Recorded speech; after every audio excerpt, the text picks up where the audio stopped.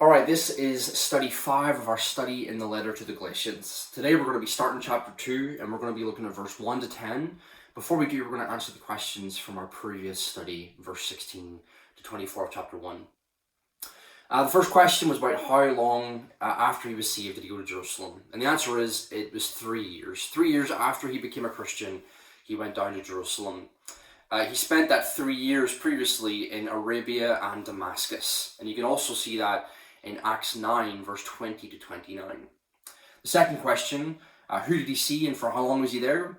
Paul went down to Jerusalem and he only saw the Apostle Peter and James, Jesus' brother. He was only there for 15 days. And it's likely that Paul didn't even tell Peter about his call to be an apostle to the Gentiles at this point. Question 3.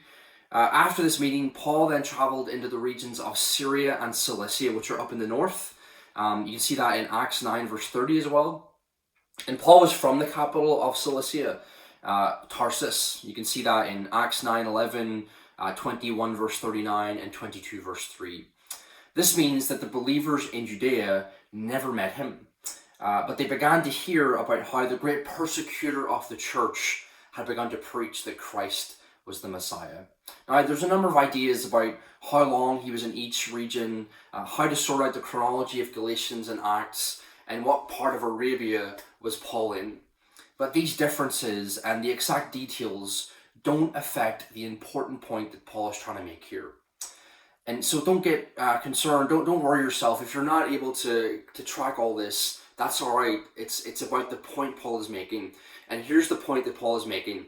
It was a number of years before he went down to see the apostles. He didn't meet all of them. He only spent a very limited time there, and he did not get acquainted with any other believers in Judea. That's what he's trying to say here. What he's stressing is that he did not receive the gospel from other apostles or other believers, but directly from Christ. So now we're in chapter 2. Again, verse 1 to 10, slightly longer reading than usual, but it's important just to catch the flow of what Paul's saying, that we do this reading as a whole.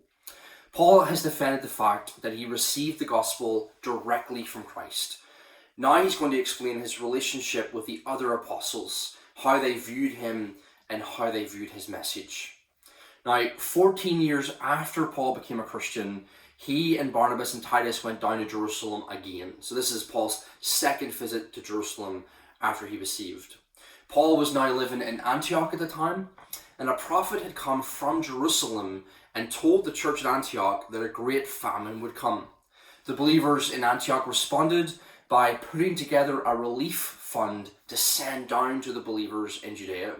And they sent that fund down with Paul and Barnabas, and they brought Titus too. You can see that whole thing there in Acts 11, verse 25 to 30. So here's your questions, a few more questions than normal, but it's just for the flow, and there's some of them are easier than others. But question 1, who did Paul present his gospel to in this second visit? You'll see that in chapter 2, verse 2 and verse 6 to 9. Question 2, how did these people respond to Titus? Chapter 2, verse 3. Question 3, how did they respond to Paul's gospel? Chapter 2, verse 6. Question 4, what did they recognize about Paul? Chapter 2, verse 7 to 9. Question 5, what did they ask of Paul? Chapter 2, verse 10. Question 6, what did the false brothers attempt to do? Chapter 2, verse 4. And final question, question 7, how did Paul respond to them, to the false brothers? Chapter 2, verse 5. God bless.